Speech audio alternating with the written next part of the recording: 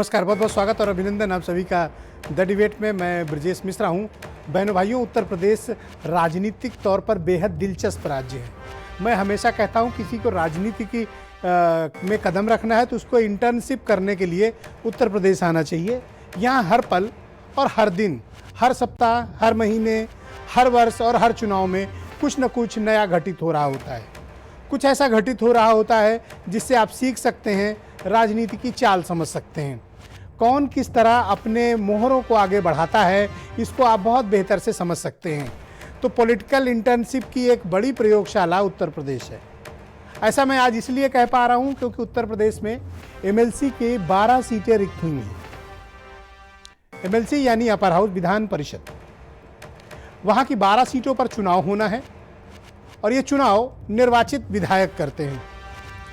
सदन में जो स्ट्रेंथ है उस स्ट्रेंथ के हिसाब से भारतीय जनता पार्टी अपने 10 एमएलसी चुनवा सकती है। यानी 12 में से 10 सीटें भारतीय जनता पार्टी को मिलेंगी। उनके पास जो स्ट्रेंथ है उसके मुताबिक 10 सीटें उनकी बनती हैं कोशिश करने पे। समाजवादी पार्टी की जो स्ट्रेंथ है उसमें उनको 1 सीट बनती है, बाकी उनके कुछ विधायक बच जाते हैं। तो फिर 1 सीट किसके हिस्से में जाएगी? क्योंकि एक एमएलसी निर्वाचित करने के लिए 32 विधायकों के वोट की आवश्यकता होती है। अगर चुनाव हुआ तो प्रथम वरीयता के हिसाब से 32 एमएलएस का अगर आपके पास वोट हासिल है तो एमएलसी बन सकते हैं। समाजवादी पार्टी के पास 48 एमएलएस हैं, यानी 32 एक चुनवाने के बाद उनके पास 16 बच जाते हैं। भारतीय जनता पार्टी के पास 309 एमएलए हैं। इस हिसाब से 9 तो वो ऑफिशियली चुन सकते हैं, लेकिन उसके बाद उनके पास तकरीबन कुछ और एमएलएस बचेंगे जिनको वो बाकी एक अगली सीट पर इस्तेमाल कर सकते हैं। तो Congress, Bahujan Samaj party, independent, SBSP, ये सब मिलेंगे तो क्या होगा?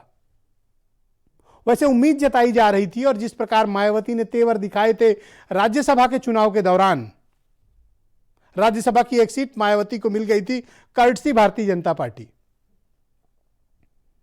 इसलिए अखिलेश यादव ने एक कदम आगे बढ़ते हुए एक आक्रामक रणनीति बनाई।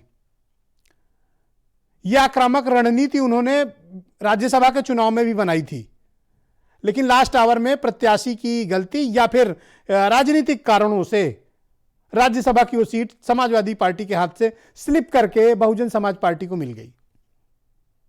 तो अब एमएलसी के चुनाव में नया मुकाबला है। दिलचस्प बात क्या है कि समाजवादी पार्टी के पास इतनी स्ट्रेंथ नहीं है कि वो प्रथम वरीयता में दोनों अपनी सीट निकलवा पाए। इसके लिए उनको कम से कम 64 से 65 एमएलए चाहिए। हैं कितने उनके पास? 48। तो फिर बाकी कहां से आएंगे? इसको कहते हैं आक्रामक रणनीति। अब बीजेपी पर दबाव यह बढ़ गया इस बात का कि वो 10 कैंडिडेट अगर उतारेगी और दूसरा कोई अन्य नहीं आता है मैदान में, तो 12 पर्चे, 12 सीटें, चुनाव निर्विरोध हो जाएगा। लेकिन अगर 13वां पर्चा आ गया, मान लीजिए कि बीएसपी को पर्चा दाखिल कर देती है एमएलसी की 1 सीट के लिए, ऐसे हालात में फिर बीजेपी को अपनी 10 सीटें जिताने के लिए अतिरिक्त मदद अपना दल की भी जरूरत पड़ सकती है। तो बीजेपी अपने वोट तो उधर दे नहीं पाएगी, तो अपनी 10 सीटों को बचाने में बीजेपी लगेगी। समाजवादी पार्टी चाहती है कि चुनाव हो जाए, वोटिंग हो जाए एमएलसी में। शायद ये कारण इसका इसलिए बनता है क्योंकि इसके पहले आपने देखा होगा राज्यसभा के चुनाव में समाजवादी पार्टी ने बीएसपी में सेंध लगाई, अन्य दलों में लगाई और 5-6 एमएलए अखिलेश यादव से उस वक्त मिले भी थे। अगर आप थोड़ा सा पीछे जाएंगे और याद करेंगे तो समाजवादी पार्टी चाहती है कि 13 कैंडिडेट आ जाएं, 14 आ जाएं, चुनाव हो जाए, वोटिंग हो जाए। क्योंकि वोटिंग होगी तो ये चुनावी वर्ष है। 11 महीने के बाद उत्तर प्रदेश में चुनाव का शंख बज चुका होगा, तो ये चुनावी वर्ष है, कोई किसी को केयर लेने वाला नहीं है। अब विधायकों की अंतिम बार पूछ है तो उन्हें भी लगता है कि कहीं जो लार्जेस्ट पार्टी है उत्तर प्रदेश में बीजेपी, इनको भी खतरा है। खतरा बीएसपी के बचे हुए 11 विधायकों पर है और कांग्रेस के पास तो वैसे भी 2-3 ही विधायक बचे हैं।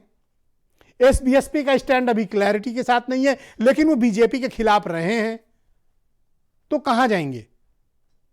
तो इसी को कहते हैं आक्रामक रणनीति करके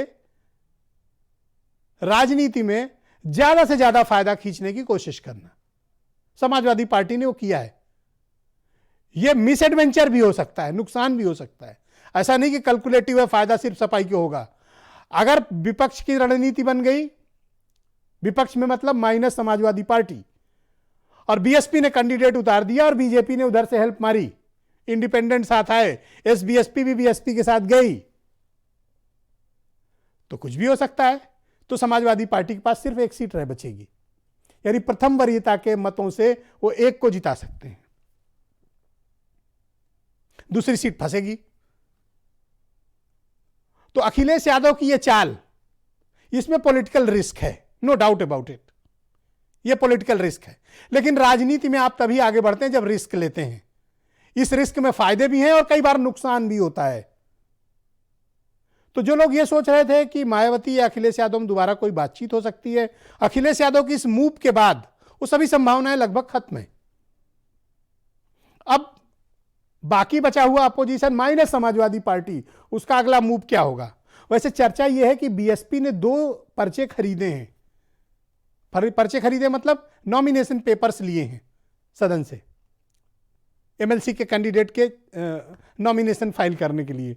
बट क्या वो आएंगे, इस पर डिपेंड करेगा, क्योंकि बीएसपी के जो 5-6 निकले हैं उसके बाद उनकी पास स्ट्रेंथ 10-11 से ज्यादा की नहीं है, और उनमें से भी कितने रहेंगे बीएसपी में, यह सवाल है। तो बीएसपी बाकी बचे हुए तकरीबन 22 से 23 वोट कहां से मैनेज करेगी? इसी स्थिति का फायदा अखिलेश यादव उठाना चाहते हैं। यह जो विपक्ष के साइड असमंजस है और भारतीय जनता पार्टी को अपना किला बचाने की बेचैनी है। बीजेपी चाहती है कि वोटिंग ना हो और यह निर्विरोध चुनाव हो जाए, क्योंकि बीजेपी चुनावी वर्ष में कोई रिस्क लेने के मूड में नहीं दिखती है। तो क्या यह निर्विरोध चुनाव होगा या फिर राज्यसभा स्टाइल में कुछ वोटिंग होगी या कुछ होगा? इसमें यह बेहद दिलचस्प बात है। इसलिए मैं कहता हूं कि उत्तर प्रदेश की राजनीति से हमेशा सीखना चाहिए। यहां कुछ ना कुछ नया, करिश्माई और कई बार बहुत रहस्यमय चीजें घट रही होती हैं, और हम सब उसके साक्षी हैं और देख रहे हैं। यह ज्यादा इंपॉर्टेंट बात है। कुछ बयान सुनिए। तो समाजवादी पार्टी ही नेतृत्व तो बता सकता है कि उनके पास वोट नहीं है, तो कहाँ से वोट लाएंगे वो, क्या उनकी रणनीति है, इस पे तो वही प्रकाश डाल सकते हैं। तौर पे राजनीतिक, जब विधायक बुलाए गए तो राजनीतिक बातों पे चर्चा होगी, और मुझे ऐसा लगता है इलेक्शन भी एक चीज है, तो ये पार्टी नेतृत्व तो बताएगा अभी कि हमको क्या करना है।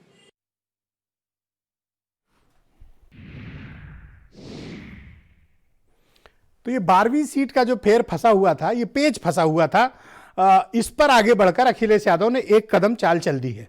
दरअसल बीजेपी ये सोच रही थी कि ऑस्पिशियस डेज, यानी अच्छे दिन जो आते हैं वो मकर संक्रांति के आसपास से जो शुरू होते हैं, तो हम उन दिनों में अपने प्रत्याशी घोषित करेंगे। अखिलेश यादव ने एक दिन पहले घोषित कर दिए, तो ये अखिलेश यादव को फायदा होगा या वह मिस एडवेंचर में तब्दील होगा, निर्विरोध चुनाव होगा या वोटिंग होगी? परिस्थितियां मजबूत हैं, लेकिन जो कुछ भी होगा बेहद दिलचस्प होगा और देखने लायक होगा। तो मेरे साथ आज के कार्यक्रम में मनोज मिश्रा भारतीय जनता पार्टी के प्रवक्ता हैं, सिद्धार्थ कलंस जाने माने पत्रकार हैं, आईपी सिंह समाजवादी पार्टी से हैं, हिलाल नकवी कांग्रेस से हैं, धर्मवीर चौधरी बहुजन समाज पार्टी से हैं, और पीयूष मिश्रा एसबीएसपी के नेता हैं, और वीरेंद्र सिंह जी हमारे स्टेट हेड। बहुत बहुत स्वागत और धन्यवाद आप सभी का कि इस कड़कड़ाती हुई सर्दी में, इस गर्मा गर्म राजनीतिक मामले में बहस के लिए आज शाम आप सब जमा हुए। अगले 50-55 मिनट बहुत मजा आने वाला है, तो अपनी अपनी सीट बेल्ट बांध के रखिए। भाई मनोज मिश्रा जी, मैं आपसे जानना चाहता हूं, ये मामला तो बड़ा दिलचस्प है कि समाजवादी पार्टी के पास जिताने भर के तो एक सीट के लिए विधायक हैं, पर कैंडिडेट उन्होंने 2 उतार दिए। ऐसा क्यों किया उन्होंने? देखिए, ख्याली पुलाव पकाने में कोई टैक्स नहीं लगता है, और उनके किनके हसीन सपने, वो हसीन सपने देख रहे हैं, मुंगेरी लाल के हसीन सपने, तो उसमें कोई समस्या नहीं है, देख सकते हैं, उनको अधिकार है देखने का। लेकिन जो राजनीतिक हकीकत है वो ये देखिए कि वो एक सीट पर जीतने की स्थिति में, और जो दूसरी सीट में 15-16 वोट उनके पास अतिरिक्त बच रहे हैं, उसमें वो खरीद फरोख्त की संभावनाओं को तलाश रहे हैं, जिसमें कांग्रेस है या बसपा है या कोई अन्य दल है, उसमें खरीद फरोख्त की संभावना तलाशेंगे। लेकिन आप ये मानिए कि इस समय कोई भी विधायक, वो चाहे कांग्रेस का हो चाहे बसपा का हो, सपा के ऊपर दांव लगाने को तैयार नहीं होगा, क्योंकि सपा एक डूबता हुआ जहाज है और कोई भी पक्षी डूबते हुए जहाज पर बैठने की तैयारी नहीं करता, कोई भी प्राणी उस पर नहीं जाता। तो ये बात तो सोचना गलत है कि समाजवादी पार्टी दूसरी सीट जीत जाए। रही भारतीय जनता पार्टी की बात, तो भारतीय जनता पार्टी 10 सीटें तो आसानी से जीत जाएगी और 11वीं की रणनीति अभी कुछ दिनों में आपके सामने आ जाएगी। लेकिन जो कुछ भी होगा, तो डॉक्टर साहब, क्या आपका ये ऑफिशियल स्टेटमेंट है कि आप 11 प्रत्याशी उतारेंगे? देखिए, ऑफिशियल नहीं, अभी पार्टी ने तय ही नहीं किया कि कितने, तो ऑफिशियल कहां हो जाएगा। लेकिन संभावनाओं पर ये बात हो रही है। इस समय जो आप चर्चा कर रहे हैं वो संभावनाओं पे चर्चा कर रहे हैं। जी जी। और संभावनाओं पर भी हम भी चर्चा कर रहे हैं कि हम संभावनाएं बता रहे हैं। आप क्या चाहते हैं कि निर्विरोध चुनाव हो या वोटिंग हो? देखिए, भारतीय जनता पार्टी चुनाव से नहीं डरती। हम पंच से लेकर पंचायत तक और लोकसभा तक चुनाव लड़ते हैं और हम हर समय जनता के सतत संपर्क और संवाद में रहते हैं। भारतीय जनता पार्टी अकेली ऐसी पार्टी है जो जनता से। तो सर, ये बहुत बेहतर मौका है कि दो हाथ हो जाए समाजवादियों से और 11 प्रत्याशी उतार दीजिए। देखिए, ये तो पार्टी और इनको बता दीजिए कि ये मिस एडवेंचर जो किया है वो इन पर भारी पड़ेगा, आप उतार दीजिए 11। ये बात निश्चित मानिए ब्रजेश, ये बात निश्चित मानिए कि सबक सीख जाएंगे अगले। और करारा जवाब दीजिए समाजवादियों को। वो राजनीति के नए खिलाड़ी हैं और पिता ने उनको गद्दी सौंप दी है, और जितने पुत्र पिता की गद्दी और माता की गद्दी सौंपे हुए हैं उनको व्यक्तिगत व्यवहारिक राजनीति का कोई अनुमान नहीं होता, कोई ज्ञान नहीं होता। तो अभी बीजेपी सर ये तय नहीं कर पाई, डॉक्टर साहब, बीजेपी अभी तय नहीं कर पाई कि 10 कैंडिडेट देंगे या 11 देंगे? देखिए, हम ये बात आपने कहा था कि हम भारतीय संस्कृति में भरोसा करते हैं, तो जो काल गणना है उसके अनुसार हम 14 तारीख के बाद ही चीजें तय करेंगे।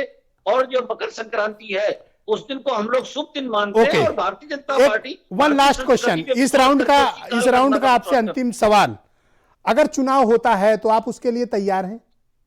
बिल्कुल तैयार है। भारतीय जनता पार्टी बताया ना कि हर समय तैयार रहती। भारतीय जनता पार्टी तरती नहीं चुनाव से। ये तो अखिलेश जी को सोचना पड़ेगा कि उनकी जो फजीयत होगी उसकी भरपाई कैसे करेंगे चुनाव से पहले। ओके, आपके मित्र आईपी सिंह जी पुराने दोस्त हैं, मेरे साथ इस कार्यक्रम में जुड़ चुके हैं। भाई आईपी सिंह जी, बहुत स्वागत आपका।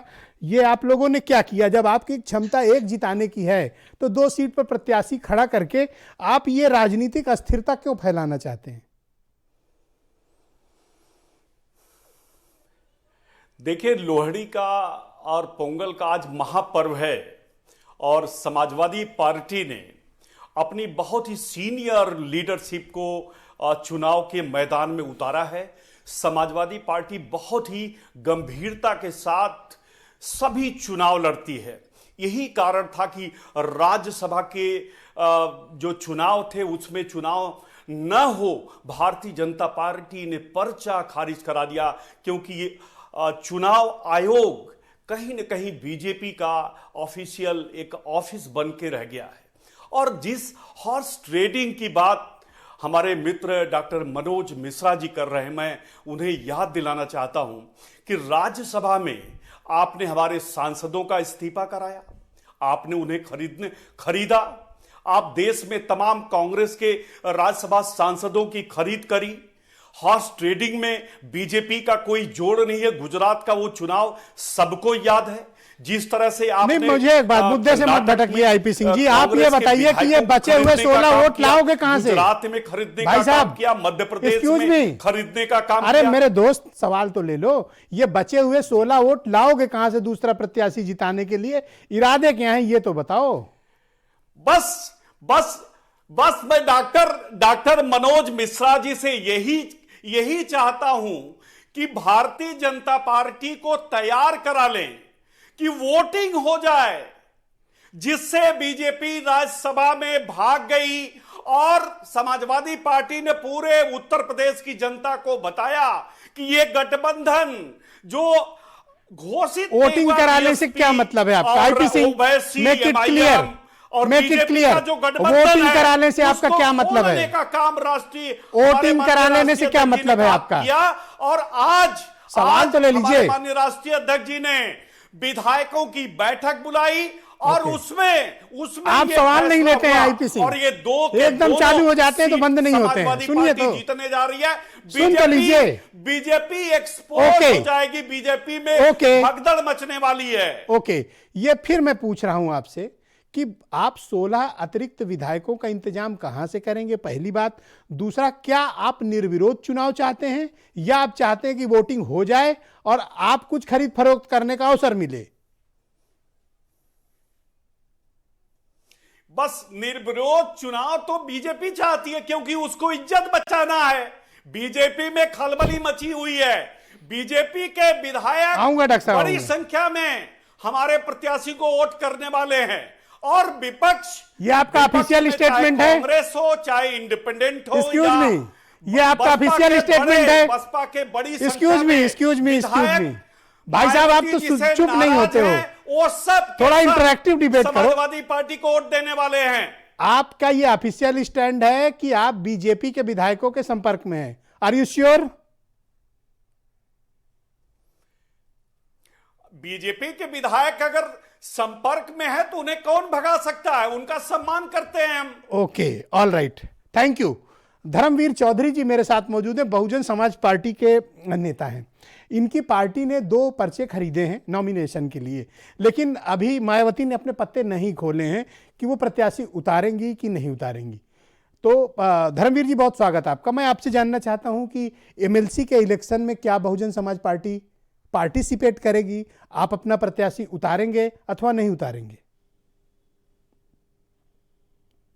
ब्रजेश जी, देखिए, इस देश में आदरणीय बहन कुमारी मायावती जी से बड़ा रणनीतिकार राजनीति में दूसरा कोई नहीं है।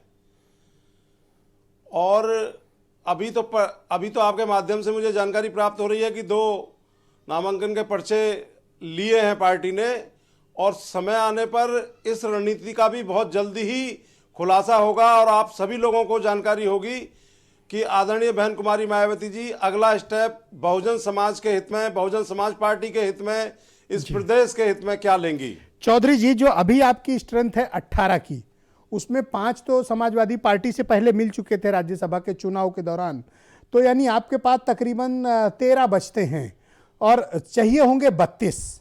तो बाकी बचे हुए आप कहां से लाने की स्थिति में 18-19 विधायक कहां से अरेंज करोगे? नहीं, ब्रजेश जी, अभी ये कहाँ तय हुआ कि अभी आदरणीय बहन जी ने तो कोई ऐसा स्टेटमेंट दिया नहीं है। तो सर, और क्या आप रही चाहते बात हो इसकी कि तो समाजवादी पार्टी राजभर दोनों साहब- सीटें लेके चली जाए, जबकि क्षमता 1 सीट की है? अरे वो 2 सीट लेके जा रहे हैं, उनको रोको। समाजवादी पार्टी तो राज्यसभा में भी निर्दलीय प्रत्याशी उतार करके ये मैदान में आए थे, लेकिन इनके मंसूबे फेल हो गए।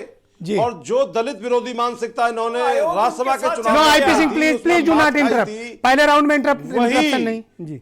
वही उसी तरीके से राज्यसभा के चुनाव में थैंक जैसे यू। मार्क्स यानी पार्टी अभी समाजवादी स्टैंड बीएसपी पार्टी का ने क्लियर नहीं इस है कि MLC वो के चुनाव में भी- जाएंगे या नहीं जाएंगे। अभी इस चुनाव में भी मात खाएगी समाजवादी पार्टी। ऑल राइट, हिलाल नकवी साहब हैं मेरे साथ, कांग्रेस के वरिष्ठ प्रवक्ता हैं। नकवी साहब, बहुत शुक्रिया आपका, धन्यवाद।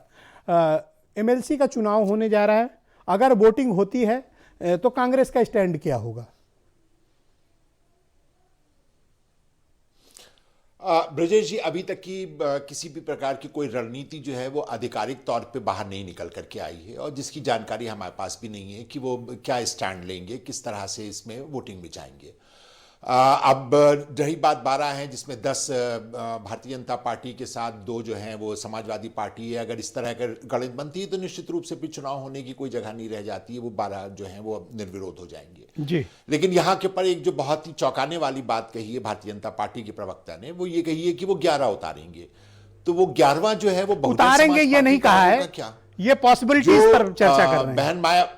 बहन मायावती जी उसी के पर हम कह रहे हैं कि अगर वो पॉसिबिलिटीज हैं तो इसी वजह से वो स्पष्ट नहीं है, क्योंकि पार्टी के अंदर के 10 हो गए और 11वां जो है वो उतारने के लिए क्या बहुजन समाज पार्टी के साथ जाएंगे। इससे पहले भी कई दफा ऐसा हो चुका है कि बहुजन समाज पार्टी और भारतीय जनता पार्टी ने मिलकर के ये चुनाव लड़े हैं। तो ऐसा लगता है कि मनोज जी को कहीं इस तरह आप की किसके जानकारी करीब है खुद कि को बहुजन मानते हो? समाज पार्टी अगर और भारतीय बीएसपी जनता अपना पार्टी कैंडिडेट मिलकर देती के है तो साझा आप उनके कार्रवाई करीब करेंगे। जाना पसंद करोगे या फिर समाजवादी पार्टी के?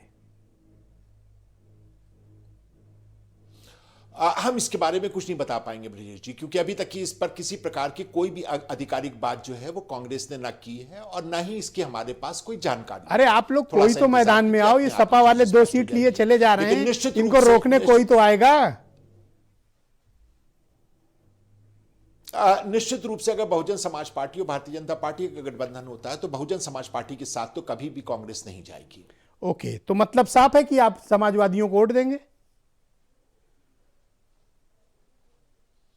अगर बीजेपी और बीएसपी का गठबंधन हो जाता है तो हम बहुजन समाज पार्टी के साथ नहीं जाएंगे, ये स्टैंड क्लियर है। ओके, आपके वोट यानी समाजवादी पार्टी के वोट हैं। ओके, एसबीएसपी के प्रवक्ता पीयूष मिश्रा मेरे साथ हैं। भाई पीयूष जी, आपके पास भी 4 एमएलए हैं जी। और आपको बीजेपी का साथ छूट भी गया है आपका। अगर वोटिंग होती है तो आप किस तरफ खड़े दिखाई देंगे? ब्रजेश जी, देखिए, सबसे पहले आपको धन्यवाद इस रोचक डिबेट को लाने के लिए। और हम जो रोचक अभी कैसे, मतलब कोई मनोरंजन चल रहा है? नहीं, रोचक का मतलब सबका ध्यान हाँ, मेरा आकर्षित presentation करने पे आप के कह लिए। सकते हैं। बिल्कुल। और मैं आपको बताऊं कि यही 2022 में भी ऐसी ही आप डिबेट बुलाएंगे, आमंत्रित करेंगे, जब हमारी जो एक भागीदारी संकल्प मोर्चा है, जिसमें हम 9 टीम हमारी जो हैं, जो पार्टियां हैं, वो सब ऐसे ही गणित तब भी वहाँ पे आएगी आगामी 2022 के विधानसभा चुनाव में, तब भी आपको ये देखने को मिलेगा। अच्छा, दूसरी बात की जो आपने कही इस चुनाव के बारे में, तो हमारे पास 4 विधायक हैं। आज शाम को ही मेरी राष्ट्रीय अध्यक्ष माननीय ओम प्रकाश राजभर जी से बात हुई है। तो चूंकि कल तक आपको पता ही होगा कि माननीय ओवैसी जी आए थे, उनके साथ पूरा बनारस से लेके आजमगढ़ तक। नहीं, मैंने प्रोग्राम साक्षी था। जी का बयान भी सुन लिया है। नहीं, वो उसको तो उसके आगे साक्षी जाएं। जी के और भी बयान आपने सुने होंगे आए दिन। जी, मैं आपसे केवल आज जिस मसले पे पूछ रहा हूँ उसका जवाब दें। तो आप वही जलेबी बता न रहा हूं। बनाएं। तो शाम को मेरी बात हुई है, उन्होंने खुद बताया कि अभी जो हमारे विधायक हैं उनकी आज अभी रात की मीटिंग है 10 बजे करीब रसड़ा, जो हमारा केंद्रीय कार्यालय बलिया में है। तो कल मॉर्निंग में ही इसके बारे में कुछ डिक्लेयर हो पाएगा कि हम लोग आप क्या चाहते हैं कि निर्विरोध हो जाए? नहीं, हम लोग चाह रहे वोटिंग हो। वोटिंग हो जी। आपको क्या फायदा है इसमें? अरे आपके विधायकों को कोई फायदा मतलब नहीं, हमारे विधायकों को फायदा का मतलब नहीं है। सबकी कितनी औकात और हैसियत है वो जमीन पे सबको दिखाई पड़ जाएगी, और किसके विधायक किसके साथ कितने जा रहे हैं ये सब भी क्लियर हो जाएगा। ये किसको औकात दिखाना चाहते हैं आप, बीजेपी को कि समाजवादी पार्टी? जितने भी हम मतलब हमारे जो भागीदारी संकल्प मोर्चा है, इसके विरुद्ध में जो भी हो, और हमारी शुरुआत से ही नीति यही रही है कि हम भारतीय जनता पार्टी को हराने के लिए हर कीमत पर विपक्ष में मजबूती से लड़ेंगे और विपक्षियों का साथ देंगे। तब तो आप समाजवादी पार्टी की गोद में जाके बैठ गए? नहीं, ऐसा मैंने नहीं कहा। ये आप अपना तजुर्बे से आप कह सकते हैं, ऐसा मैंने नहीं कहा। ये कल सुबह देखो बहनों भाइयों, कांग्रेस का वोट भी सपा में गया अंत में, जब ग्रिलिंग की, इनकी भी ग्रिलिंग हुई, तो ये भी गोदी में अभी ये मीटिंग होनी बाकी है, ये कल क्लियर हो जाएगा। पर बीजेपी के साथ तो नहीं हो ना? बिल्कुल नहीं। हाँ, तो सपा के साथ हो सकते हो। अब वो सपा के साथ हो सकते हैं, आप बता रहे हैं 2 पर्चे और खरीदे गए हैं, वहां जा बसपा ने खरीदे क्या हैं, हो सकते हैं, बसपा से वो खरीदे। अब कल डिक्लेयर हो जाएगा। Okay, all right. तो मेरे साथ सिद्धार्थ कलहंस जी मौजूद हैं। ये बहुत जाने माने पत्रकार हैं उत्तर प्रदेश के। तो ये रोचक और इंटरटेनमेंट वाली डिबेट जो ये बता रहे थे अभी, तो ये उस पर रोशनी डालेंगे कि भाई किसकी क्या स्ट्रेंथ है, और आज ये जो समाजवादी पार्टी ने 2 कैंडिडेट क्यों अनाउंस किए सिद्धार्थ जी, जबकि इनकी क्षमता तो सिर्फ एक थी। क्या ये एग्रेशन है, या फिर इसके पीछे कोई रणनीति है, और या फिर ये बीजेपी को वोटिंग में जबरदस्ती खींचने की कोशिश? देखिए ब्रजेश जी, आक्रामक तरीके से 2 प्रत्याशी उतार देना ये स्पष्ट करता है कि समाजवादी पार्टी की मंशा है कि चुनाव हो जाए, वोटिंग हो जाए, मतलब वोटिंग हो जाए। अब उसके फ़ायदे क्या हैं? वोटिंग हो जाने की स्थिति में ये पता चलता है कि समाजवादी पार्टी का कुनबा कितना मजबूत हुआ। अभी आपने देखा कि आपने अपने वाक कौशल से, अपने सवाल पूछने की कला से कम से कम 9 वोटों की व्यवस्था, 9-10 वोटों की व्यवस्था तो आपने यहीं एक तरीके से दिखा दी। नहीं, ये बच के भाग रहे थे ना, तो अपना काम है पकड़ना, अपन पकड़ लिए इन लोगों को। जाहिर सी बात है कि अभी इसके अतिरिक्त बहुजन समाज पार्टी के वह विधायक जो राज्यसभा के चुनाव में एक तरीके से समाजवादी पार्टी के पाले में दिखाई पड़े थे, 5 तो अगर आप इन सबको जोड़ते हैं तो करीब 14-15 विधायकों की तो स्थिति यहीं से बन जाती है।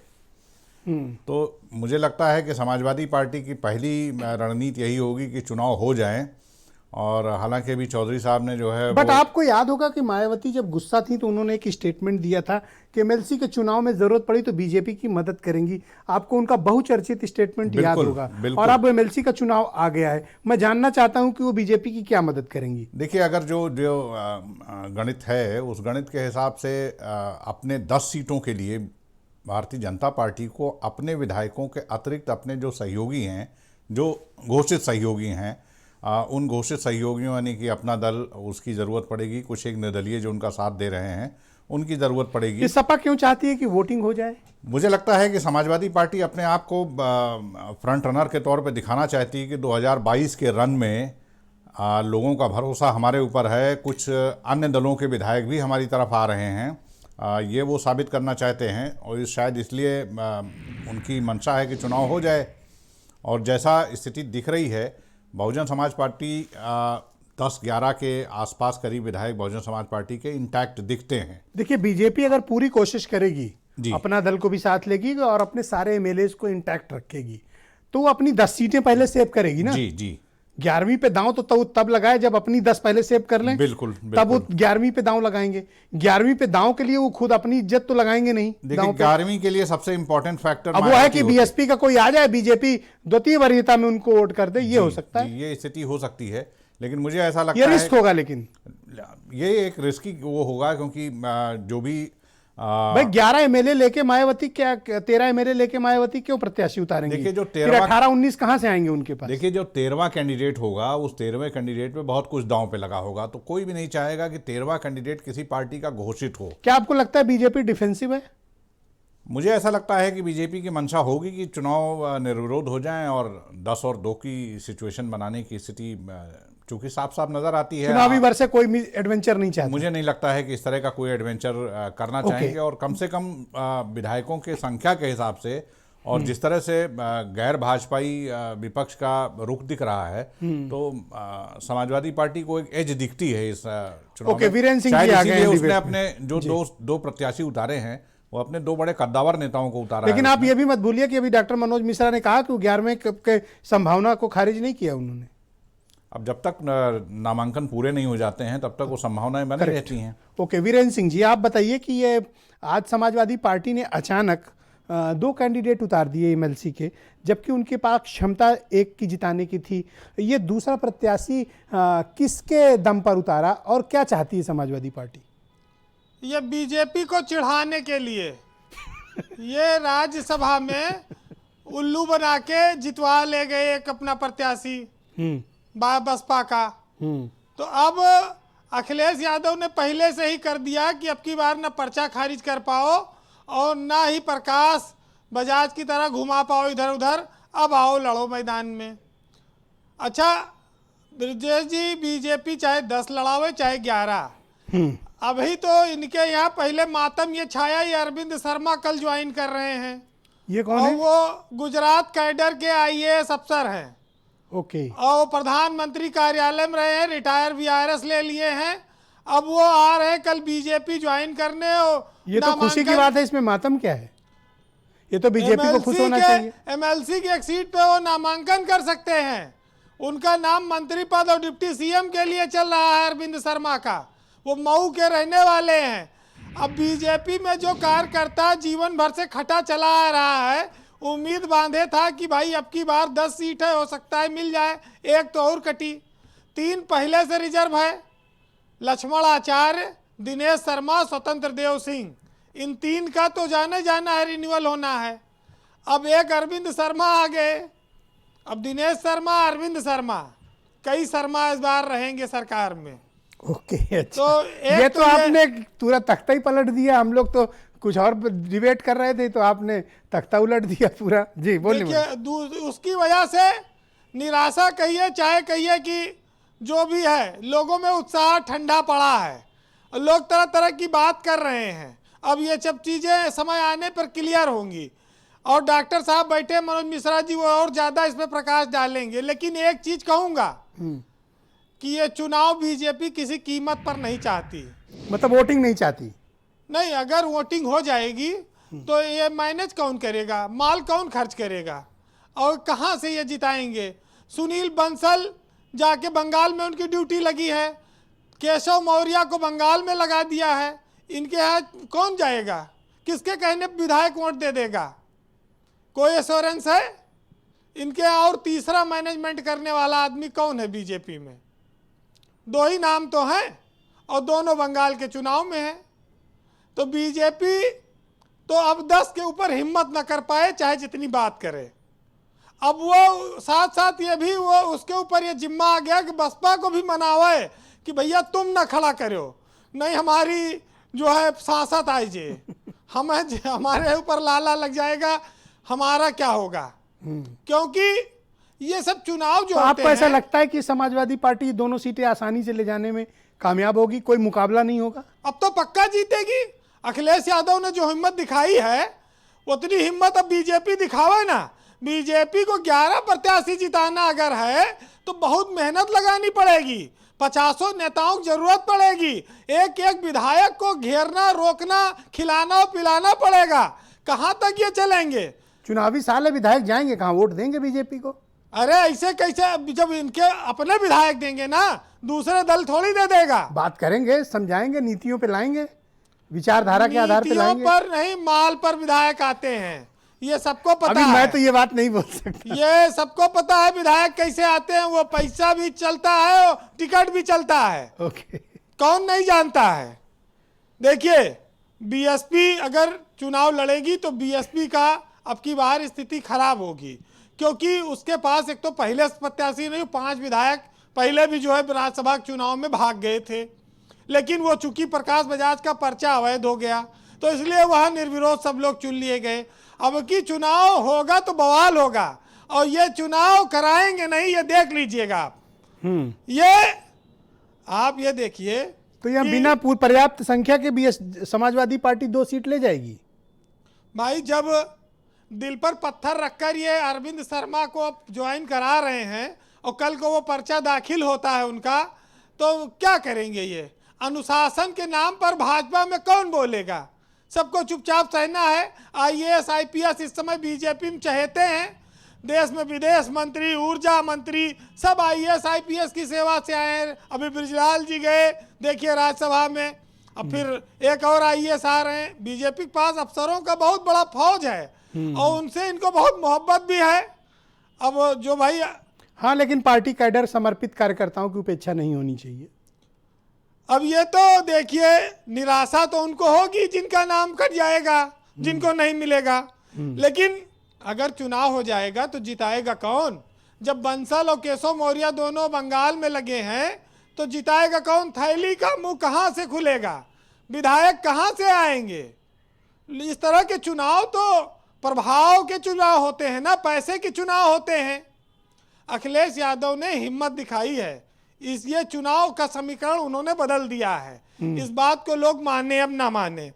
और ये पर मायावती ने तो कहा था, आपको याद होगा, कि एमएलसी को चुनाव आने दो, सबक सिखाएंगे, जरूरत पड़ेगी बीजेपी को भी सपोर्ट कर सकते हैं, ये बोला था, आपको याद होगा? हाँ, तो सपोर्ट करें ना, जब विधायक रहेंगे तब तो। जब आंधी के आम लूट ले जाएंगे लोग तो अरे आंधी के आम नहीं हुए, मेले हैं बीरेन जी। तो कहाँ से जो है भाई, ये चुनाव का वक्त है। अब कोई दल बदल कर लेगा तो क्या उसकी सदस्यता जाने कोई डर है? अब 1 साल से कम चुनाव बचा है, अब लोग खुल के खेल रहे हैं। जब राज्यसभा में 5 भाग गए तो आप बताइए अब मानेंगे मायावती के विधायक? आसान नहीं है रोक पाना। मेरे पास तो देखिए सबकी बात का जवाब रहता है सिवाय आपके। नहीं, मैं तो खाली बस इतना कहता हूं कि जिस समुद्र को घमंड था कि वो पूरी दुनिया को डुबो सकता है, उस पर एक तेल की बूंद आती है और तैर के चली जाती है, समुद्र कुछ नहीं कर पाता। तो जो बहुत बड़े बड़े दावे करने वाले लोग हैं, पार्टियां हैं, उनको इन सब चीजों को देखना पड़ेगा। जी जी, कंक्लूड करें बीरेन जी। ब्रजेश जी, आज जिसका समय साथ दे रहा है, चलिए, जिसका समय साथ देता है वो बड़े बड़ों को मात देता है। अमीर के घर पे बैठा हुआ कौवा भी लोगों को मोर लगता है, और गरीब के घर का भूखा बच्चा भी लोगों को चोर लगता है। ये हमारे यहाँ साहित्यकारों ने लिखा है। सियासत पर भी ये बात लागू होती है।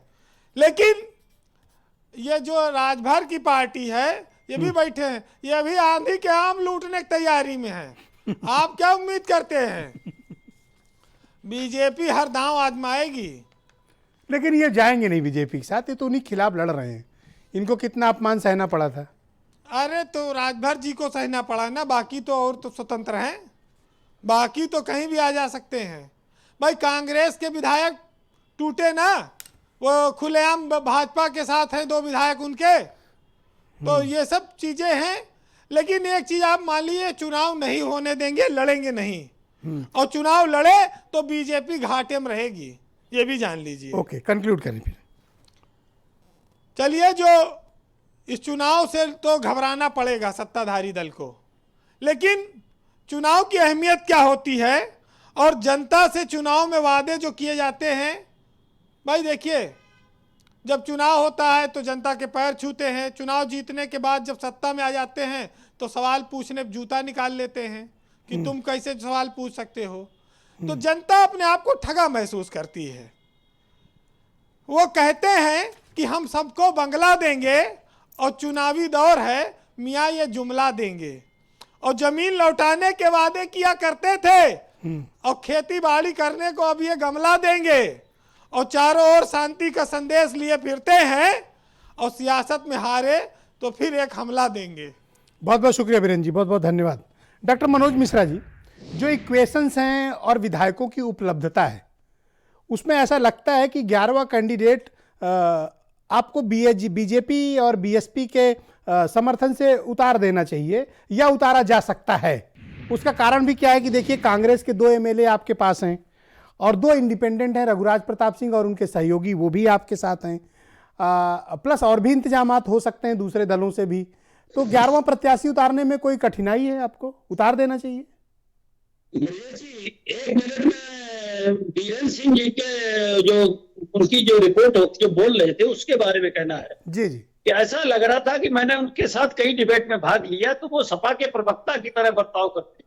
उनको भारतीय जनता पार्टी उसकी नीतियों में कमी और सपा की नीतियों और कार्यक्रमों नेता में विश्वास दिखता है। तो उनको ज्वाइन कर लेना चाहिए समाजवादी पार्टी, ताकि दर्शकों का ये भ्रम टूट जाए कि दर्शक ये समझता है कि ये निष्पक्ष है, लेकिन वो समाजवादी पार्टी के प्रवक्ता के तौर पर बात कर। बिल्कुल ठीक है, आपकी बात मैं पहुंचा दूंगा उन तक। हाँ, दूसरी बात यह है जी कि आप ये देखिए कि योगी जी का कद इतना है, इतनी लोकप्रियता है कि पूर्वांचल के 2 माफिया मुख्तार अंसारी और अतीक उत्तर प्रदेश में आके तारीख तक पर तैयार नहीं तारीख करने को। तो ये आप सोचिए कि पूर्वांचल का और पूरे प्रदेश में जिस तरह से कानून व्यवस्था सुधरी है, उसे एक संदेश गया कि लड़ने वाला विधायक चाहे समाजवादी पार्टी को चाहे जनता पार्टी को किसी दल का हो, योगी जी के कद के आगे ठहर नहीं सकता। भारतीय जनता पार्टी को फायदा होगा और विपक्ष के लोगों में ये साहस नहीं है कि वो चुनाव में जाएं। तो इस तरह की बातों तो के बीरेन जी ने सुनील बंसल और केशव मौर्य का नाम लिया, इससे कोई नाराजगी है आपकी? देखिए, मेरी कोई नाराजगी किसी से नहीं। भारतीय जनता पार्टी एक संगठन है, एक व्यक्ति नहीं है। भारतीय जनता पार्टी एक संगठन है, और बंसल जी और मौर्य जी दूर थोड़े ही गए, एक फ्लाइट की दूरी है, 1 घंटे में लखनऊ आ जाएंगे। तो ये सब बातें कपोल कल्पित। तो 11वां प्रत्याशी के बारे में आपका क्या आकलन है? फिर आपके पास तो अरेंजमेंट हो सकता है। आप पूरी बात बिल्कुल निश्चित विश्वास के साथ रखिएगा कि Bharatiya Janata party defensive politics नहीं करती है। भारतीय जनता पार्टी पहली ऐसी पार्टी है बहुत वर्षों बाद जिसने कहा कि हम 50% से अधिक वोट लाएंगे, और हमने वो लाके किया। हमने सारे समीकरण तोड़े। सपा बसपा मिलकर लड़ी, कांग्रेस सपा मिलकर लड़ी, बसपा कांग्रेस मिलकर लड़ी, और इन सारे समीकरणों के बीच भारतीय जनता पार्टी ने जनता का चुनाव जीता है, और जनता के आधार पर ये इस तरह के चुनाव 11वां मैं इसलिए बार बार कह रहा हूं डॉक्टर साहब, क्योंकि बीएसपी की तरफ से यह स्टेटमेंट मायावती का पहले आ चुका था 3 महीने पहले कि अगर हमें आवश्यकता पड़ी तो हम बीजेपी का साथ देंगे या ले सकते हैं, ऐसा उन्होंने स्टेटमेंट दिया था। अब वक्त आ गया है, आपके साथ राजा भैया प्लस उनकी एक विधायक साथ में 2 हैं ही, कांग्रेस के 2 एमएलए आपको ज्वाइन कर ही चुके हैं, तो आप 11वां प्रत्याशी देने में क्या कठिनाई है? देखिए, आज मैं यही तो सोच रहा हूं कि कांग्रेस के विधायक राकेश सिंह जी, आदित्य सिंह जी योगी जी की खुलेआम तारीफ करते हैं, और कांग्रेस के ही बड़े बड़े नेता अंदर से योगी जी की तारीफ करते हैं। समाजवादी पार्टी के तमाम विधायक योगी जी की तारीफ करते हैं, बसपा के भी योगी जी की तारीफ करते हैं। तो इनको अपने भविष्य की भी तो चिंता होगी, और ये भविष्य आप ये विश्वास रखिए कि केवल ये खरीद फरोख्त का चुनाव है, ये सब बीरेन सिंह कह रहे थे, सबको अपने भविष्य की राजनीति करनी है। भारतीय जनता पार्टी की आप चाहते हैं ये पहली चीज। निर्विरोध हो या वोटिंग हो? देखिए, भारतीय जनता पार्टी ज्यादा से ज्यादा सीटें जीतना चाहेगी। वो क्यों चाहेगी कि निर्विरोध हो? आप डिफेंसिव खेलने का तो दौर कभी रहा ही नहीं भारतीय जनता पार्टी का। ओके, डॉक्टर हम हिलाल defensive नकवी क्यों आपकी खेलें? बातों का कुछ जवाब देना चाहते हैं। मैं उनको बारी से पहले बुला रहा हूं क्योंकि बार बार हाथ उठा रहे हैं। डॉक्टर साहब, आप कुछ बोलना चाह रहे थे? Yes please go ahead, doctor Hilal Naqvi. जी, डॉक्टर मनोज मिश्रा का ये कमेंट किसी के ऊपर भी किसी पत्रकार पे करना अपने आप में बहुत ही अफसोसनाक है। वीरेंद्र जी जो बात कही, उन्होंने सिर्फ और सिर्फ उसका एक समीक्षा की, और ये समीक्षा उन्होंने हर पार्टी के खिलाफ की है, और अगर सबसे ज्यादा किसी पार्टी के खिलाफ की है तो कांग्रेस के खिलाफ की है। लेकिन हमको कभी ये नहीं कह सकते हैं कि उन्होंने कोई बात जो है वो तथ्य से अलग हट करके की हो। तो अफसोसनाक बात है। मनोज जी को इसका अफसोस होना चाहिए। अगर वो सबके सामने अफसोस प्रकट कर दे तो बेहतर होगा। दूसरी बात यह है कि आप इस बात को साबित कर दीजिए कि जो वीरेंद्र सिंह जी कह रहे हैं वो गलत कह रहे हैं, और आप 11वां प्रत्याशी उतार दीजिए। अगर आप 11वां प्रत्याशी उतार देते हैं तब तक वीरेंद्र सिंह जी जो है वो गलत साबित हो जाएंगे, और उसके बाद में वीरेंद्र सिंह जी अपनी आकर के आपसे बात करेंगे। और अगर आप 11वां प्रत्याशी नहीं उतारते तो उनकी अक्षर बात सही थी। तो और वो आपकी सही कह पार्टी रहे के हैं, 2 जो एमएलए काम कैसे करनी बीजेपी में चले गए? इसी वजह से आपको अंदर से चोट पहुंची है। आपके 2 एमएलए कैसे बीजेपी में चले गए? जी, अफसोसनाक बात है। हमको इस चीज का बहुत ज्यादा अफसोस है। हमारा कोई भी अगर कार्यकर्ता भी छोड़ करके जाता है तो कांग्रेस को अफसोस होता है। वो लोग छोड़ करके गए, इसका भी हमको बहुत ज्यादा अफसोस है। लेकिन निश्चित रूप से अगर किसी भी व्यक्ति की आस्था और किसी भी व्यक्ति का जो आइडियोलॉजी है वो हमारी पार्टी के साथ नहीं मैच करती है, वो हमारी पार्टी के विरोध में काम करता है, तो निश्चित रूप से उसको फिर पार्टी में जगह नहीं रह जाती है। अब वो छोड़ करके चले गए, इसका हमको अफसोस है। लेकिन हमको इस बात का भी अफसोस है कि ऐसे लोग जिनकी आइडियोलॉजी हमसे मैच नहीं करती थी, उनको हमने टिकट दिया, मेहनत की और वो जीते। Alright, IP Singh Samajwadi party के प्रवक्ता हैं। भाई आईपी सिंह जी, देखिए बार बार ये बात आ रही है कि चुनाव होना चाहिए, वोटिंग हो जाए, लेकिन अभी तक बीएसपी ने अपने पत्ते नहीं खोले हैं। डॉक्टर मनोज मिश्रा कहना कि हम कभी डिफेंसिव पॉलिटिक्स करते नहीं हैं, अग्रेसिव ही करते हैं, लेकिन उनकी मजबूरी क्या है कि जब तक बीएसपी यस नहीं कहेगी तब तक वो एक्ट नहीं कर सकते हैं।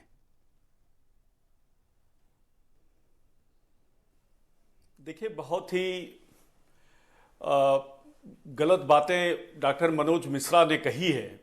अभी बमुश्किल 1 सप्ताह बीता है, अभी शमशान घाट की अभी आग नहीं बुझी है। जब ठाकुरों के बीच गैंगवार में मुख्यमंत्री के बंगले से मात्र 6 किलोमीटर की दूरी पर मेरे घर के बिल्कुल पास में 30 गोलियां मारी गई। बड़े गैंगवार उत्तर प्रदेश में हो रहा है। बदायूं में अभी एक महिला के साथ वहां एक साधु और उसके चेले रेप करते हैं, उनके प्राइवेट पार्ट में राड डाल देते हैं। हाथरस की दलित की बेटी की घटना, पर आज हम लोग एमएलसी पर बात कर रहे हैं। में डॉक्टर मनोज मिश्रा रहते हैं, अब उन्नाव की बेटी, और ये बताते हैं कि कानून व्यवस्था और अपराधी थर थर कांप रही होगी से।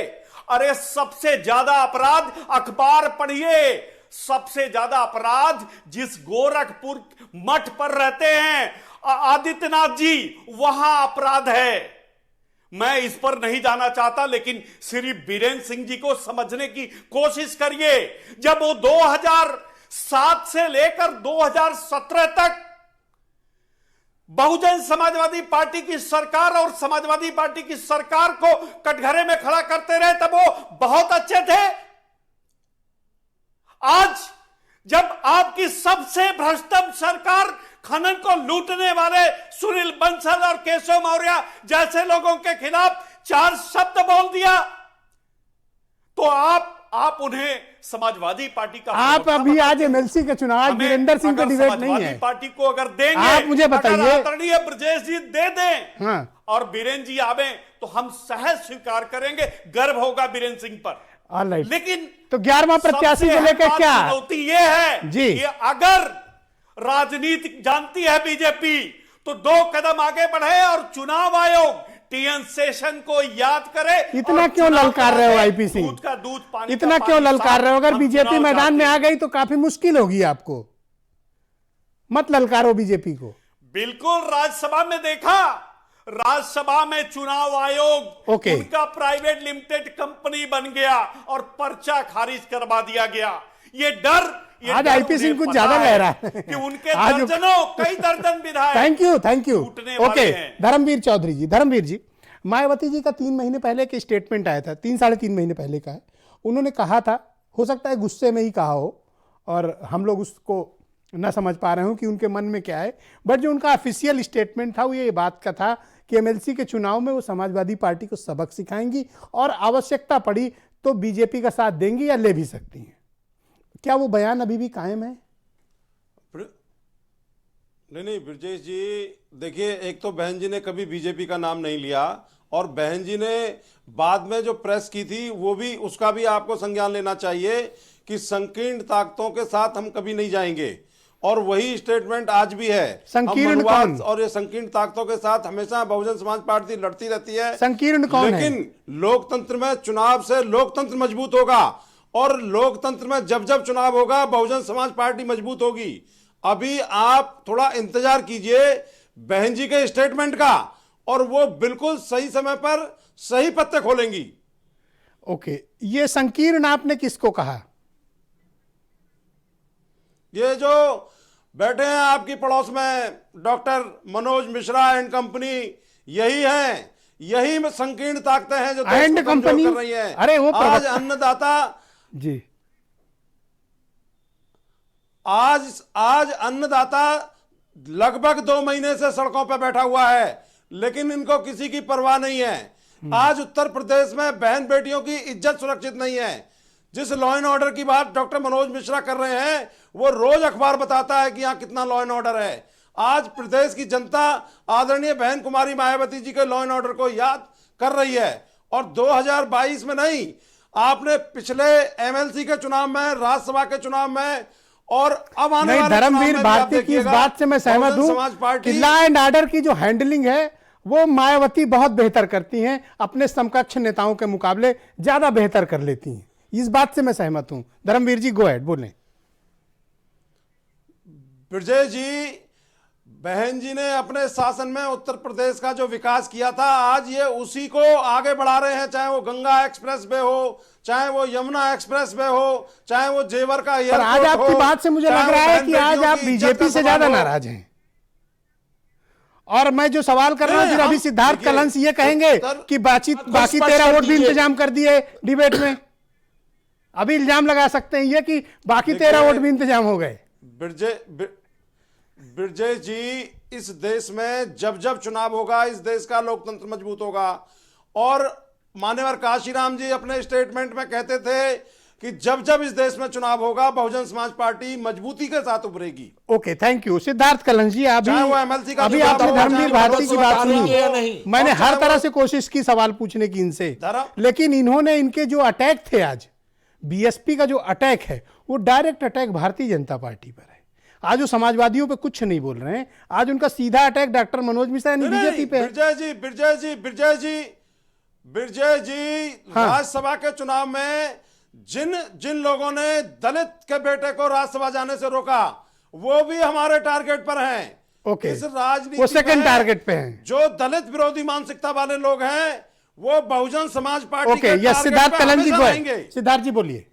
भाई देखिए, ये तो बीएसपी का स्टैंड तो अब लग रहा है कि बीजेपी के साथ तो जाना पसंद शायद नहीं करेंगे, ऐसा धर्मवीर जी की बातों से मुझे प्रतीत हो रहा है। अलग अलग लोगों के बयानों से और ख़ास तौर पर जैसा धर्मवीर जी ने कहा, तो ऐसा लगता है कि कुल मिला के कंसेंसस वहीं पहुंच रही है जहां वीरेंद्र जी बात अभी छोड़कर गए हैं कि चुनाव नहीं होने की स्थिति बनेगी और 10 और 2 की स्थिति बनेगी। क्योंकि अगर बहुजन समाज पार्टी आज हमलावर है भारतीय जनता पार्टी पर, Bharatiya Janata party non committal है 11वां प्रत्याशी उतारने पर, और समाजवादी पार्टी आमादा है कि चुनाव हो जाए, तो ऐसी स्थिति में ये साफ है कि फिर 12 की बजाय 13वां प्रत्याशी ना आने की एक तरह से ज़्यादातर स्टेक होल्डर्स में ये सहमति हो गई है कि चुनाव नहीं हो। और ठीक है, आपके पास इंतज़ाम है, करीब करीब इंतज़ाम आपको मैंने पहले चरण में ही बता दिया कि 5 और 4 का कमिटमेंट आपने यहीं देखिए। 5 तो जो बीजेपी से आए थे उनको जोड़ लीजिए जी, ठीक। 4 अगर आप एसबीएसपी का जोड़ लीजिए जी, ठीक, तो 9 हुए। 5 कांग्रेस पार्टी के भी हिलाल जी ने हाँ, कहा कि भारतीय जनता 5 क्यों पार्टी माने, साथ- क्योंकि उनके पास तो 2 तो बीजेपी को जा चुके हैं ना, तो 7 में 5 बच्चे हैं ना, 5 हैं उनके पास। ओके, 5 ये जोड़ लें तो 14 हुए जी, 16 14 30। तो फिर स्थिति अपने आप साफ हो जाती है। तो कहाँ बीरेंद्र जी पे हमले बोल रहे हैं भाई डॉक्टर साहब? ओके, फिर आखिर पर बीरेंद्र जी 2 कहाँ कम गलत है? पड़ेंगे तो ये राजा भैया और उनके समर्थक विधायक कहाँ जाएंगे? ये बीजेपी के साथ जाना पसंद करेंगे या पुरानी दोस्ती राजा भैया को याद आएगी? देखिए, सामान्य तौर पर अब तक का जो उत्तर प्रदेश के विधान परिषद चुनाव का इतिहास रहा है, उसमें 29 पहली प्राथमिकता पार करते ही स्थिति काफ़ी कुछ क्लियर हो जाती है। पर 32 एक मार्क माना जाता है। 32 एक मार्क माना जाता है, तो ज़्यादा से ज़्यादा ये हो सकता है कि 12वें प्रत्याशी के लिए दूसरे राजा भैया और उनके समर्थक जो मतलब 2 लोगों के वोट हैं जो इनके पास, इनकी चॉइस क्या होगी? क्योंकि राज्यसभा के चुनाव में तो इन्होंने अपने परंपरागत साथ यानी समाजवादियों को छोड़कर बीजेपी का साथ चुना, लेकिन कुछ मिला नहीं, उनको दिखाई नहीं दिया कुछ ऐसा। तो मुझे नहीं लगता है कि समाजवादी पार्टी के साथ कोई बहुत ज़्यादा कॉमरेडरी उनकी इस दौरान डेवलप हुई है। ओके, तो वो बीजेपी के साथ ही रहेंगे। मजबूरी ही सही, लेकिन उनको भारतीय जनता पार्टी के साथ ही रहना और दिखना होगा। तो वो दो उनकी बात मैं नहीं कर सकता हूँ। लेकिन हाँ, ये अलग बात है कि विधान परिषद के चुनाव में वोटिंग की नौबत आने पर आपको जो डिबेट की शुरुआत जहां से आपने की थी कि उत्तर प्रदेश में बहुत रोचक खेल तमाशे देखने को मिल सकते हैं, लेकिन वो तमाशे तब सामने आते हैं जब वोटिंग की स्थिति आती है। और अभी मामला जब फंस जाता है, क्योंकि ये तब विधायक लोग बहुत ठीक से निगोशिएट करता है। क्योंकि चुनाव का आखिरी साल है, 11 महीने के बाद चुनाव होने वाले हैं। अब अगर कोई व्हिप का उल्लंघन करते हुए भी वोट देता है तो उसको अयोग्य घोषित करने का जितना समय होता है तब तक भर में चुनाव आ जाता है, तो कोई बहुत नुकसान भी उस तरह से नहीं दिखता है। लेकिन ये सारी चीज़ें तब आती हैं सामने जब एक 13वां प्रत्याशी सामने आता है। और जिस तरह से बहुजन समाज पार्टी का चौधरी साहब का रुख दिख रहा है कि इन्होंने किसानों वाला मुद्दे को लाके घेरा है, तो ये इनकी चिंता हो सकती है कि किसान आंदोलन चल रहा है, बीजेपी के साथ दिखने में इन्हें कठिनाई हो सकती है। जी, तो इसका अर्थ ये है कि और भारतीय जनता पार्टी संख्या बल को देखते हुए 11वां प्रत्याशी अपनी पार्टी के सिंबल पर यानी अपनी पार्टी का घोषित प्रत्याशी तो नहीं उतारेगी, क्योंकि उसके ऊपर वो नहीं चाहेगी कि उस पर कोई ये इल्ज़ाम लगे कि हाँ हम हॉर्स ट्रेडिंग करके अपना प्रत्याशी जिताएंगे। तो किसी निर्दलीय की ज़रूरत होगी 13वें के लिए, या फिर बहुजन समाज पार्टी के कैंडिडेट की जरूरत होगी। पीयूष मिश्रा, आपकी पार्टी के ऊपर ये रहता है कि जब कभी वोटिंग होती है तो आपके विधायकों का वोट इंटैक्ट नहीं रहता, आधे इधर गए आधे उधर गए, बाकी मेरे साथ है टाइप वाला मामला हो जाता है। देखिए ब्रजेश जी, राज्यसभा चुनाव की शायद आप बात कर रहे हैं, उसमें एक सुनने में आया था, लेकिन वो बाद में क्लियर हो गया था। हम जिसके साथ थे उन्हीं के साथ गए थे। और मैं थोड़ा सा बड़ा आहत तभी टाइप का हूँ कि 2017 में जब हम भारतीय जनता पार्टी के साथ आए और उसी राज्यसभा चुनाव में कौन कितने सूटकेस लेके दौड़ रहा था इधर से उधर, सबकी कहानी पता है। और अभी वीरेंद्र जी ने बोला तो बड़े भाई मनोज जी तो प्रोफेसर हैं, पता नहीं कैसा ये बोल गए, सर्टिफिकेट देने लगे। उन्होंने गलत क्या बोला? मुझे लगता है मनोज जी आपने जो शब्द कहे उसको आपको वापस लेकर माफ़ी मांगनी चाहिए वीरेंद्र जी से, जो आपने उनके बारे में कहे। वो तो हमको भी लपेटे, हमारी पार्टी को भी लपेटे, सपा को भी लपेटे, कांग्रेस को भी लपेटे। तो आप सर्टिफिकेट देने वाले कोई होते नहीं, आप प्रबुद्ध हैं, कॉलेज में इतने दिनों से प्रोफेसर हैं, तो मुझे नहीं लगता कि आपको ऐसा कहना चाहिए था। फिलहाल रही बात इस चुनाव की, तो पर इन्होंने वीरेंद्र सिंह को कहा, बुरा आपको क्यों लगा? नहीं, उन्होंने सही कहा ना, वो खांटी बोलते हैं।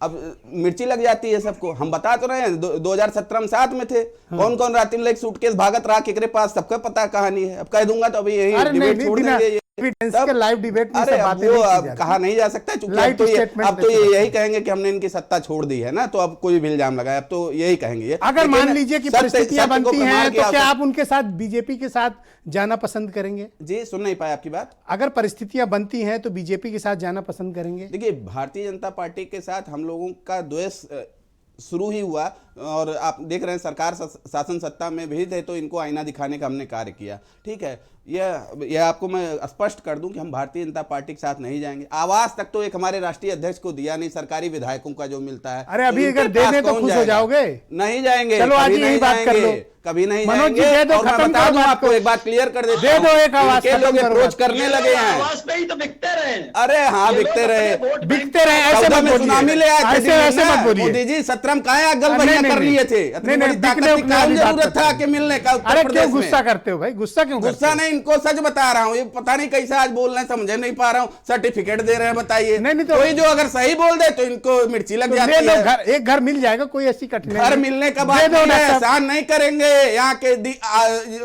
भाजपा की सरकार, विधायक है, विधायक का हक है, एक विधायक सरकारी आवास को मिलना चाहिए। आज तक किराए पे रहते हैं माननीय ओम प्रकाश राजभर जी, ये कौन सी नैतिकता पाठ पढ़ा रहे हैं और बता रहे हैं कि विधायक बिक जाते हैं। 17 के राज्यसभा में चुनाव में देखे थे ना क्या क्या हाल। एक ले लो घर, खत्म किए करो थे। बात को।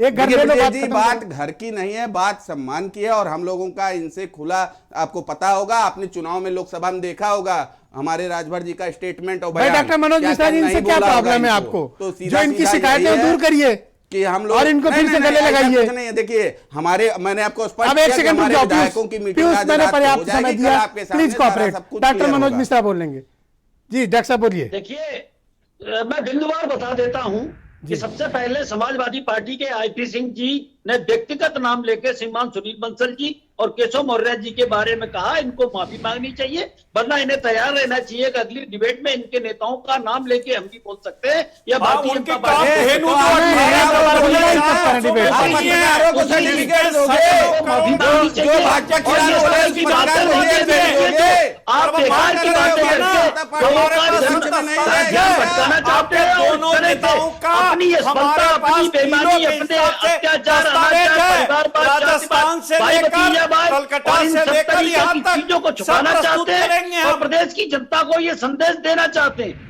समाजवादी पार्टी के मित्र से सर्टिफिकेट आग्रह है बांटोगे आप कि बैठ के। व्यक्त ना हुआ करें। अरे आप व्यक्तिगत ना हुआ पत्रकारों के करें। साथ क्या कर रहे हो? आप देखो, व्यक्तिगत जो ना पत्रकार हुआ नमक करें, रोटी ऐसा दिखा समाजवादी दे कि पार्टी मिड के डे मील मित्र में से मिला, आग्रह उसके है। FIR कर झाड़ो मत दो। भाई। यही दूसरी दूसरे चीज- चैनल के एक झाड़ो पत्रकार मत, झाड़ो मत। दूसरी चीज- कोरोना का घोटाला, अरे एक नौकरी सेकंड खा गए। पीयूष, पीयूष बोलने दीजिए एक सेकंड।